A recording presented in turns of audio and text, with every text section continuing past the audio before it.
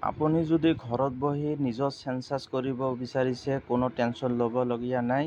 নিজৰ হাতত থকা মোবাইল দি চেঞ্চাছ কৰিব পাৰিব। তাৰ কাৰণে আপুনি যিকোনো এটা ব্ৰাউজাৰত যাব লাগিব, তাৰ ওপৰত চাৰ্চ কৰিব লাগিব চেঞ্চাছ আছাম 2027। চাৰ্চ কৰাৰ পিছত এনেকুৱা এটা অপশ্যন খুলিব।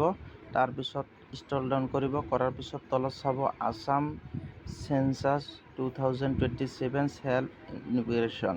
তাতে ক্লিক কৰিব। কৰাৰ পিছত অলপ তলত যাব, যাই কেনে ইয়াতে চাব apply online for census 2027 self immigration. তাতে ক্লিক কৰিব। কৰাৰ পিছত এনেকুৱা এটা নিউ টেব খুলিব। খোলাৰ পিছত ইয়াতে চিলেক্ট ষ্টেট চিলেক্ট কৰিব। আমাৰ যিহেতু আছাম হয়, আছাম চিলেক্ট কৰিব। কৰাৰ পিছত ইয়াত অ'কে মাৰি দিব। দিয়াৰ পিছত ইয়াতে আপুনি আপোনাৰ ফেমিলিৰ হেড কোন হয় তেওঁৰ নাম দিব।